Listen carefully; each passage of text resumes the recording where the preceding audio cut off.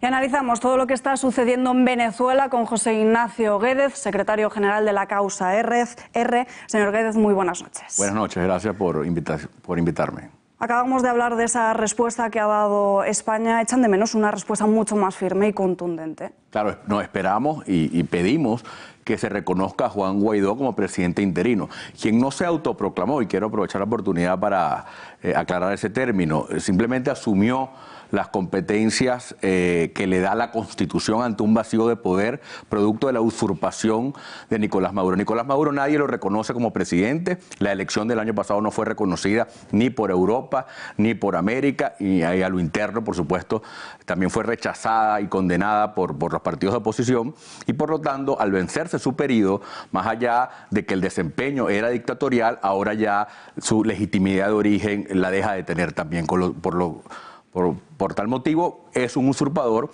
y el único poder legítimo que queda es la Asamblea Nacional, y su presidente tiene que asumir las competencias del Ejecutivo, la representación del Estado, para, claro que sí, convocar elecciones, pero no en dictadura, unas elecciones que tienen que ser regidas por el presidente interino ahora, Juan Guaidó.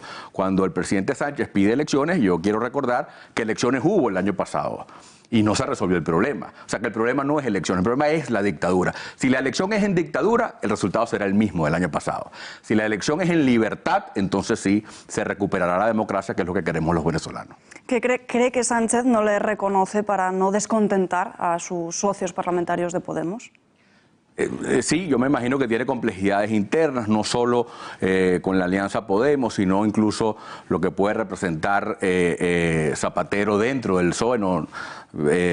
Entiendo la compatibilidad dogmática que pueden tener, no solo ya con Maduro, sino con el mismo Evo Morales, el dictador de Nicaragua, Cuba, a quien visitó Sánchez recientemente, pero todos son tiranos, son dictaduras criminales. Es más, estamos hablando de crimen organizado, lo que hay con estos caudillos latinoamericanos que le quitaron a sus pueblos el derecho de cambiar. Yo quiero un país como lo que yo viví aquí en España, que comiendo se cambió el país.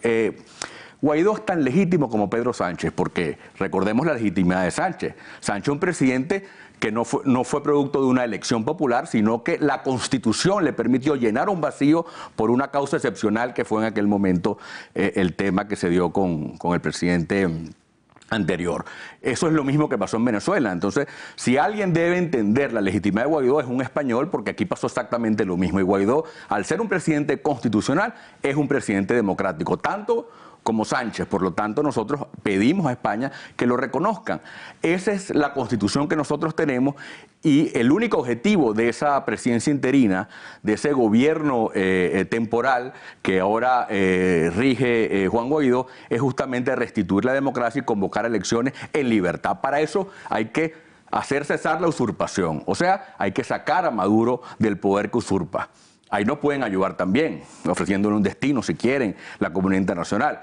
Pero nosotros, claro que queremos elecciones, pero elecciones en libertad. Por ejemplo, que vote toda la diáspora, que ayer también se manifestó a lo largo y ancho del mundo, no solo en Venezuela, con unas manifestaciones inmensas, sino que demostramos aquí en Puerta del Sol, pero en muchísimas capitales europeas, del continente americano, en todos lados, incluso en Asia, bueno, que somos una nación que ya está dispersa producto de la persecución, pero que tiene, por ejemplo, entre otras cosas, derecho a votar, que le ha sido negado, le fue negado en la elección pasada. Temas como el control social que se ejerce en Venezuela, donde la comida te la intercambian por el voto. En esas condiciones de persecución, estamos hablando de 400 presos políticos que hay hoy en Venezuela, el tema del chantaje social. Bueno, en esas condiciones, eso no puede ser lo que está impidiendo unas elecciones en esas condiciones, que serían unas elecciones en dictadura. Por lo tanto, la ruta que estableció ayer la Asamblea Nacional, encabeza su presidente Juan Guaidó, ahora asumiendo competencias ejecutivas, es muy clara. Estamos hablando de hacer cesar la usurpación. Para eso necesitamos el apoyo internacional y de las Fuerzas Armadas venezolanas, para luego convocar a elecciones libres y restituir el hilo democrático. ¿Cuáles serían entonces los mecanismos legales para derrocar a Maduro?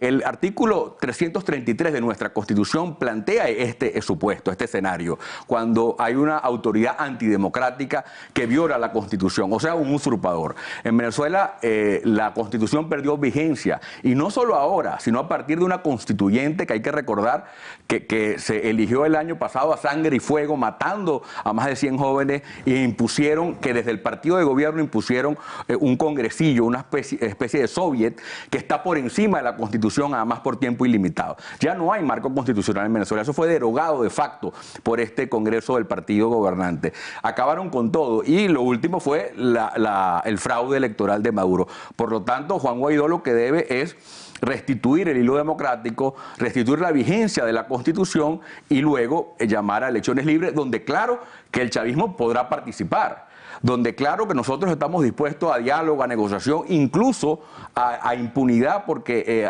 impunidad en el buen sentido transicional, a lo que llaman justicia transicional, con una ley que está en la Asamblea Nacional, donde hay incluso una amnistía que se está proponiendo.